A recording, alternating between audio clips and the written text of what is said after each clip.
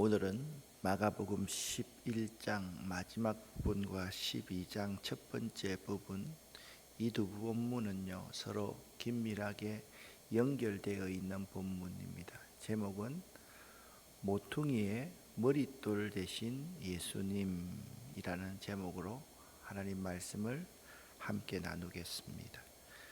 마가복음 11장부터 15장까지는 고난주간에 대한 기사가 나타나고 있는데요, 11장은 예수님의 예루살렘 입성하는 모습을 기록하고 있고요, 12장에는 유대교의 죄와 파멸을 보여주는 비유 하나가 1절부터 12절에서 기록되어져 있습니다.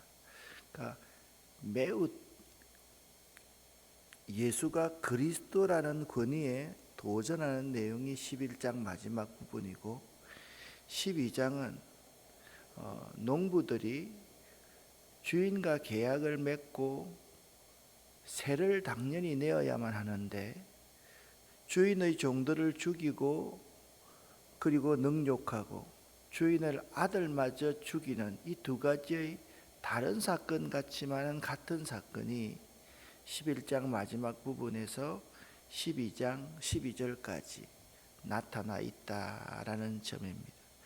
첫 번째, 그리스도의 권위에 대한 도전과 예수님의 답변에 대해서 27절부터 33절을 함께 먼저 읽어보겠습니다. 쉬운 성경입니다. 예수님과 제자들이 다시 예루살렘으로 갔습니다. 예수님께서 성전에서 거니실 때 대제사장들과 율법학자들과 장로들이 예수님께 왔습니다. 그들이 예수님께 말했습니다. 당신이 무슨 권한으로 이런 일을 하는 것이요? 누가 당신에게 이런 권한을 주었소? 예수님께서 이들에게 대답하셨습니다. 내가 한 가지를 너희들에게 묻겠다. 만일 나에게 대답하면 내가 무슨 권한으로 이런 일을 하는지 말해주겠다. 요한의 세례가 하늘로부터 온 것이냐 아니면 사람에게서 온 것이냐 대답해 보아라. 그들이 자기들끼리 의논하였습니다. 만일 우리가 하늘로부터 왔다고 하면 그가 어째서 너희는 요한을 믿지 아니하였느냐 하고 말할 것이다.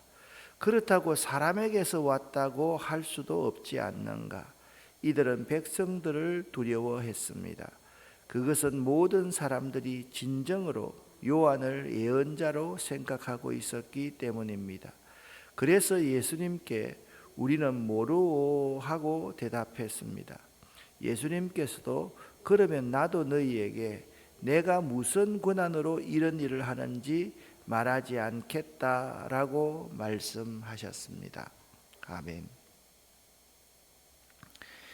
예수께서는 그리스도의 권위에 대적하시는 종교 지도자들의 말문을 막아버린 이야기가 본문에 나옵니다. 당시 대제사장과 서기관들과 장로들은 유대 백성들에게 존경받던 종교 지도자들이었으나 그리스도인 예수를 배척하는 데 가장 앞장섰던 사람들입니다. 오늘날도 예수님을 모독하는 자들 중에 뜻밖에도 영적 지도자들이라고 자처하는 자들이 많다는 사실은 결코 우연한 일이 아닙니다. 하나님의 이름이 우리로 인하여 이방인 중에서 모독받지 않도록 경성해야 할 것입니다. 그러니까 예수의 이름을 모독하는 자들은 믿지 않는 자들이 사실 아니라 믿는 우리들 가운데서 이런 자들이 많이 나올 수 있다라는 점입니다. 종교 지도자들은 예수님께서 대체 무슨 자격으로 성전에서 사람을 내어 쫓는 일, 성전 정화를 하였느냐라고 도전해 왔습니다. 예수님께서 어떻게 하면서 그들의 상을 엎으시고 또한 그들을 채찍으로 내쫓았습니까? 만민이 기도하는 집을요 강도의 소굴로 만들었기 때문이다. 내 집은 만민이 기도하는 집인데, 아니 기도하는 집에서 장사치들이 더글거리고 가난한 자를 핍박하는 이러한 일이 있을 수 있느냐라고 의문을 품었었습니다. 그것을 지금 시비를 걸고 있는 거지요. 도대체 무슨 자격으로 사람 내어 쫓는 일을 그냥 깡패처럼 이렇게 하느냐라고 도전해 왔습니다. 예수님은 대답 대신 이런 질문을 던지셨는데요. 그 내용은 세례 요한이 세례를 베푼 권위가 누구에로부터 나온 것이었는가 하는 것입니다. 그러면 자, 제가 대답하겠어. 당신이 대답을 잘하면 당신들이 나도 대답을 할 것이요. 세례 요한이 회개의 세례를 베풀었던 것, 그것이 누구의 권위로 말미암은 것이냐? 이 질문은 그들을 진퇴양난에 처하게 하였습니다. 예수께서는 그들이 하였던 질문에 대하여 그들 스스로 답을 내리도록 하는 질문을 다시 던지셨던 것입니다. 만약 요한의 권위가 하늘에서부터라고 그들이 대답한다면 어찌하여 요한을 믿지 아니하였느냐라고 예상되는 반박에 답변할 길이 없어지게 될 것이었습니다. 또한 사람에게로부터라고 대답한다면 요한을 참 선지자라고 믿고 있는 군중들로부터 지탄을 받게 될 상황이었던 것입니다. 여기까지 성경을 읽다가 보니까 하나 생각나는 게 있어요. 당시의 유대의 종교 지도자들은요, 민심을 두려워하기는 했습니다. 그렇죠, 그죠? 그런데 오늘날 종교 지도자들은, 오늘날 우리 정치 지도자들은 민심조차도 두려워하지 않는 모습을 그러니까 오늘날 지도자들보다 이들은 조금 더 나은 모습을 우리에게 보여주고 있습니다.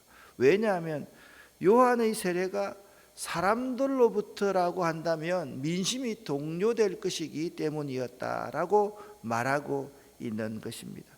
결국 그 종교 지도자들의 의는 자기들이 의논을 하게 만들었습니다. 아니, 우리가 도전했는데 도대체 이 문제에 대해서 어떻게 대답하면 좋을까?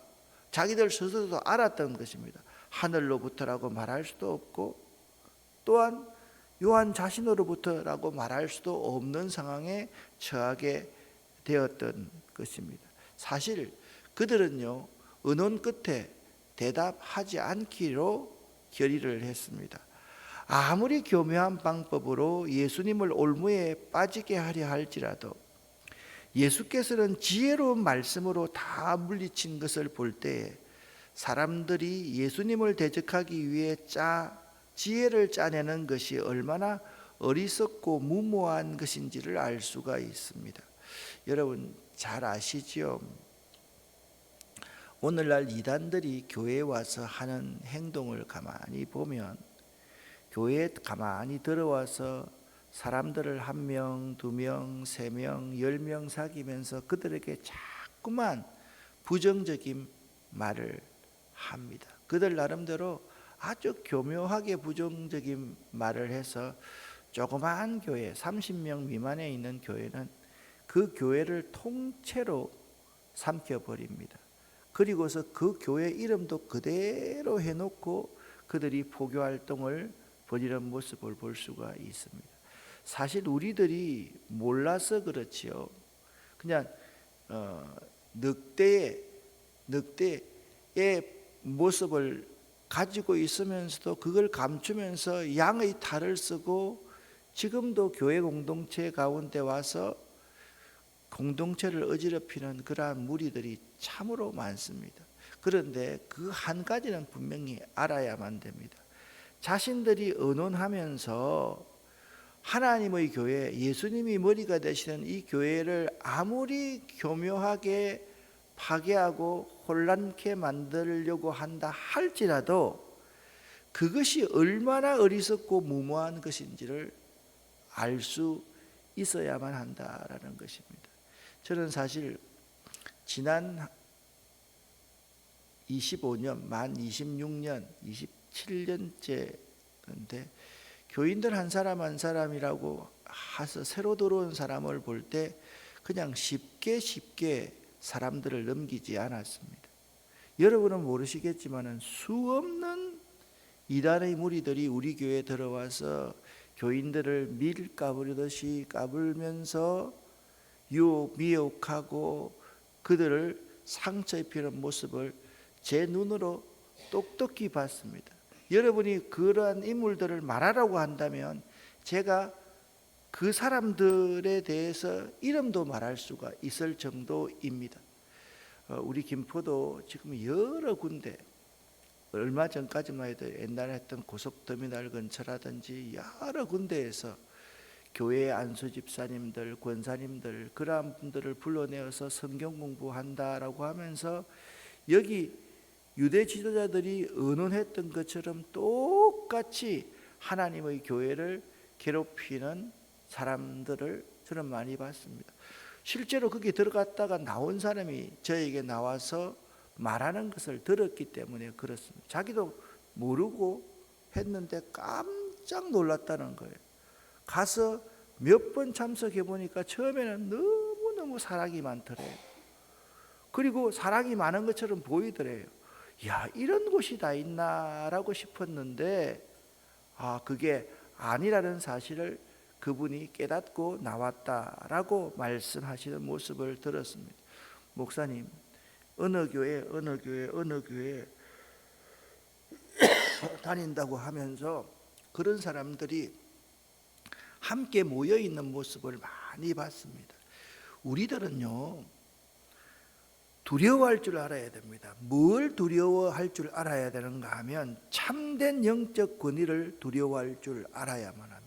여기 유대인들의 지도자들이 서로 예수가 그리스도라는 권위에 도전하기 위해서 지금 의논하고 있는 이러한 모습 가운데 자기들은 지혜롭다고 생각할지 모르겠지만 그들의 세력들이 점점 더 허물어져 가는 것을 우리는 볼 수 있기 때문입니다. 바로 이 비유 때문에 그렇습니다. 악한 농부의 비유입니다. 쉬운 성경으로 먼저 1절부터 8절까지만 읽어보면 여러분이 이 내용이 무슨 내용인지 잘 알 수 있습니다. 함께 읽습니다. 예수님께서는 비유로 사람들에게 말씀하기 시작하셨습니다. 어떤 사람이 포도밭을 가꾸었다. 그리고 주위에 담장을 치고 포도즙을 짤 구덩이를 파고 망대를 세웠다. 그리고 포도밭을 농부들에게 빌려주고 여행을 떠났다. 때가 되자 주인은 농부들에게 종을 보내어 포도밭에서 난 자기 몫의 수확물을 가져오게 했다. 그러나 농부들은 그 종을 붙잡아 때린 후 빈손으로 쫓아버렸다. 다시 주인은 다른 종을 그들에게 보냈다. 그러자 그들은 그의 머리를 때리고 깔보고 업신여겼다. 다시 주인은 다른 종을 보냈다. 그러자 그들은 그 하인을 죽였다. 다른 많은 종들을 보냈지만 농부들은 때리기도 하고 죽이기도 하였다. 주인에게는 한 사람이 더 있었는데 바로 그의 사랑하는 아들이었다. 결국 주인은 아들을 농부들에게 보내면서 말했다. 농부들이 내 아들은 존중할 것이다. 그러나 농부들은 서로 말했다. 이 사람은 주인의 상속자이다. 어서 그를 죽이자. 그러면 유산이 우리 것이 될 것이다. 농부들은 아들을 잡아다 죽인 후 포도밭 밖으로 던져버렸다. 아멘. 자, 이 말씀은요, 예수가 그리스도임을 선포하고 났을 때 그때부터 예수를 죽이려고 하는 유대 종교 지도자들이 똑같습니다. 모습과 너무나도 똑같습니다.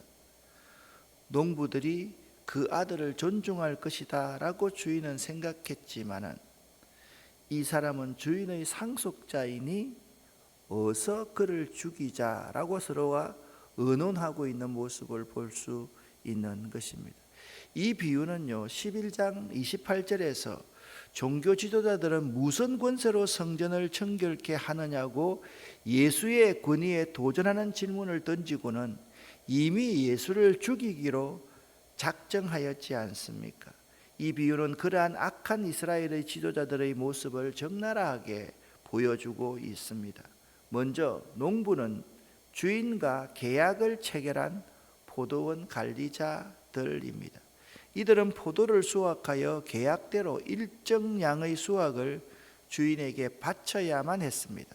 그런데 이들은 이 계약을 깨버리고 주인이 보낸 종들을 능욕하고 죽였습니다.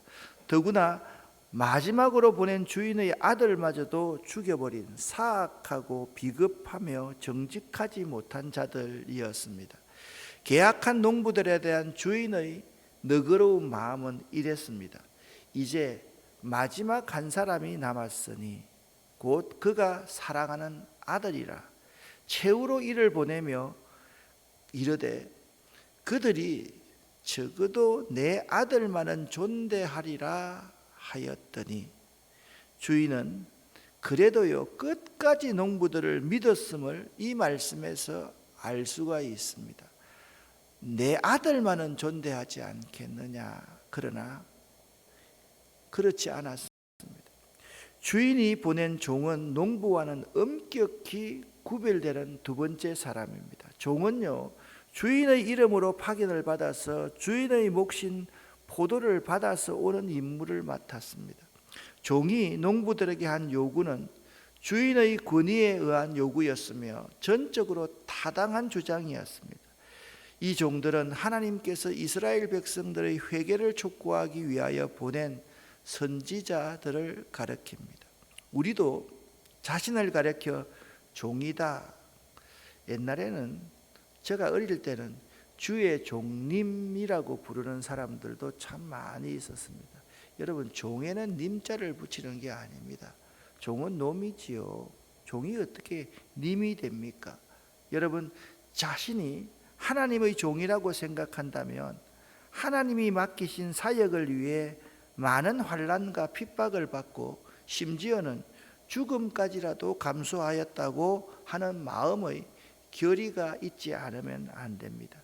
주인이 보낸 수많은 종들이 능욕받고 죽임을 당한 후에 주인의 생각에는 아무리 사악한 자들이라 할지라도 설마 주인의 아들의 말은 들으리라 생각하였던 것 같습니다. 그러나 농부들은 오히려 아들을 죽여 그 포도원의 유업을 자기들의 것으로 삼으려는 야욕을 가지고서 아들을 좀 표현하기가 좀 부끄럽습니다. 그냥 죽여서가 아닙니다. 성경은 분명히 말합니다. 쳐 죽여서. 그러니까 이 말씀을 읽으면 이런 생각이 듭니다. 가인이 자기 동생 아벨을 돌로 쳐 죽였던 그러한 잔인한 장면과 똑같은 이야기를 오늘 마가는 기록하고 있습니다. 그 아들을 쳐 죽여서 포도원 밖에 그 시신을 던져버렸다라고 오늘 성경을 말하고 있습니다. 이 아들이 바로 우리가 이해하고 있는 권위자 예수님이십니다. 예수님은 하나님의 독생자로서 이 사악한 죄인들에게 보내신 것입니다. 먼저 그 유대 지도자들과 유대인들과 하나님은 아브라함과 모세의 언약 아래 이미 계약을 맺은 사이였던 것입니다. 그런데 그 농부들이 종들을 능욕하고 죽였고 그 아들마저 죽였던 사악한 자들인 것입니다. 죄인들은요 하나님의 말씀을 공경하기는커녕 하나님의 아들 그리스도를 십자가에 못 박아 죽여버릴 것을 오늘 성경은 예고하고 있는 것입니다. 아들까지 죽이고 난 농부들의 운명은 이렇습니다. 제가 한번 읽어볼 테니까 여러분이 들어보십시오. 포도밭의 주인이 이제 어떻게 하겠느냐? 그는 포도밭에 가서 농부들을 다 죽이고 포도밭을 다른 농부들에게 줄 것이다. 이런 성경 말씀을 읽어보지 못했느냐? 건축자들의 버린 돌이 집 모퉁이의 머릿돌이 되었다. 이는 주님께서 하신 일이다. 이것이 우리 눈에 놀랍지 않는가? 건축자들의 버린 돌이 모퉁이의 머릿돌이 되었다라는 말씀입니다. 수많은 종들과 아들까지 보내면서까지 참고 참아온 주인은 이제 더 이상 참고 있을 수만은 없었을 것입니다. 주인은 그 사악한 농부들을 진멸하고 그 포도원은 다른 선한 농부들에게 맡기실 것이기 때문입니다. 지금껏 주인은 대적하며 주인을 이기려고 하던 농부들에게 지는 것 같지만 사실상 이렇게 이길 수 있는 것은 저 주는 것이다 라는 사실을 우리에게 말씀하고 있는 것입니다. 가서 권위를 가지고 그들을 먼저 짓밟아 버리는 것보다 능욕당하고 고난당하고 침뱉음을 당하고 머리에 때림을 당하고 죽임을 당하는 것, 그것이 주인이 승리하는 비결이고 농부들이 패하는 비결임을 우리에게 잘 가르쳐주고 있습니다. 참 주인을 망각하고 주인 노릇을 한 이들의 최후는 반드시 심판받게 된다라는 것입니다. 이 땅에서 심판받지 않는다 할지라도 여러분, 사람들은 이렇게 생각합니다. 제일 먼저 교회를 참 어지럽게 만들었던 이단들에 대해서 그냥 이 교회를 떠나고 나면 끝일 것이다 라고 생각을 합니다마는, 이들에게 반드시 이 땅에서의 심판은 보이지 않을지 모르겠지만 죽음 후에 영원한 나라에서의 심판은요, 이들 스스로는 견딜 수 없는 심판을 받게 될 것이다 라는 것입니다. 최후의 심판은 반드시 받게 된다라는 것입니다. 이 비유에 나타난 농부의 운명은 이스라엘 역사상에서 뚜렷이 실현되었습니다. 예수님까지 십자가에 못 박여 죽인 이스라엘은 주 70년 로마의 티투스 장군에 의해서 점령당하게 되었으며 예루살렘은 폐허가 되고 말았던 것입니다. 이스라엘 백성들은 그리스도를 믿지 아니함으로 참 감람나무의 줄기에서 꺾이게 되었으며, 그 대신 이방인들이 돌 감람나무의 위치에서 참 감람나무의 접붙임을 받게 되는 축복을 얻게 되었던 것입니다. 그러니까 이 포도원을 다른 선한 사람들에게 주인이 넘겨주었다. 그래서 여러분과 제가 이 자리에 앉아서 구원을, 기쁨을, 하나님의 평안을 누릴 수가 있는 것입니다. 오늘 성경은 이렇게 말씀하고 있습니다. 누구든지 그리스도를 사랑하지 않는 자는 이처럼 저주를 받게 될 것입니다. 우리는요, 보이는 권세, 세력들을 두려워하지 않고 참 권위자이신 그분을 두려워할 줄 알아야만 합니다. 우리 인생은요, 짧습니다. 70년, 80년, 100년입니다. 그리고 우리가 의식 있게 살아가는 건 한 50년 정도밖에 되지 않지 않습니까? 그런데 우리의 죽음 이후의 세계는 50년 정도가 아니라 영원하다는 사실을 여러분과 제가 알아야만 됩니다. 그래서 참 권위자를 두려워할 줄 아는 것이 믿음입니다. 믿음 있는 사람은 어떤 사람이냐? 열심히 예배당에 나와서 자기가 하고픈 일을 하는 것이 믿음 있는 사람이 아니라 참으로 두려워할 자를 두려워할 수 있는 자, 그가 믿음 있는 사람임을 오늘 성경은 우리에게 말씀하고 있습니다. 성경은 이렇게 말씀합니다. 건축자들의 버린 돌이 모퉁이의 머릿돌이 되었다. 이것은 시편 118편 22절 23절을 인용한 말씀입니다. 하나님의 아들 예수가 사람들에게 버림을 받으셔서 건축자들에 의해 버려진 돌처럼 되었지만, 그러나 하나님께서는 건축자들의 버린 돌을 머릿돌과 같은 존귀한 주와 그리스도가 되게 하신 것입니다. 이 말씀은요, 너무 평이한 말씀 같지만 정말이지 우리가 명심하고 명심해야 될 말씀입니다. 또한 예수님은 믿는 자에게는 귀하고 보배로운 돌로 나타나시지만 믿지 않는 자들에게는 부딪히는 돌과 거치는 반석으로 나타나실 수도 있다는 점을 잊지 말아야만 합니다. 사실은 오늘 본문의 내용은 자비로운 포도원의 주인과 악한 농부들에 관한 이야기입니다. 그러니까 오늘 주제는 사실 자비로운 포도원의 주인이다라고 여러분과 제가 이해하시면 되겠습니다. 얼마나 많이 참아주셨으면 사람들이 죽기까지, 그 생명이 다 끝날 때까지도 우리는 참 불공평합니다. 왜 저들이 저렇게 호화롭게 누리고 살아야 됩니까? 라고 말할 정도입니다. 여러분 가만히 한번 보십시오. 오늘날 교회들을 이단들이 막 사들이고 있습니다. 교회들은 참 선교 자금이 없어서 쪼들리고 힘든데 이단들은요 엄청난 돈을 가지고 있다라는 것입니다. 그게 그들이 잘 되는 것 같습니까? 여러분 여기 모퉁이에 머릿돌이 되었다라는 것은 바로 이 말인 것입니다. 이 머릿돌이 없으면 이 건물은 건물다울 수 없다라는 점을 여러분과 제가 잘 알고 있지 않습니까? 건축자들의 버린 돌이, 유대인들이 죽였던 그 예수가 이 세상 모든 사람을 구원하는 정초돌이 되었다. 그것을 우리에게 말씀하고 있는 것입니다. 사랑하는 성도 여러분, 모퉁이의 머릿돌 되신 예수님, 이 그림을 여러분 오늘 하루 꼭 묵상하시기를 바랍니다. 머릿돌이 없으면 우리가 존재할 수 없고, 머릿돌이 없으면 우리 가정이 존재할 수가 없고, 머릿돌이 없으면 우리 자녀도 존재할 수가 없고, 우리 이 교회의 머리는 예수 그리스도이시며 우리 교회도 이 기초 위에 분명히 예수 그리스도라는 머릿돌이 존재한다. 그 사실을 여러분이 잊지 마시기를 예수 이름으로 간절히 축원합니다. 기도하겠습니다. 오늘 저녁 예배 때 만나겠습니다. 하나님 아버지, 하나님의 은혜를 감사드립니다.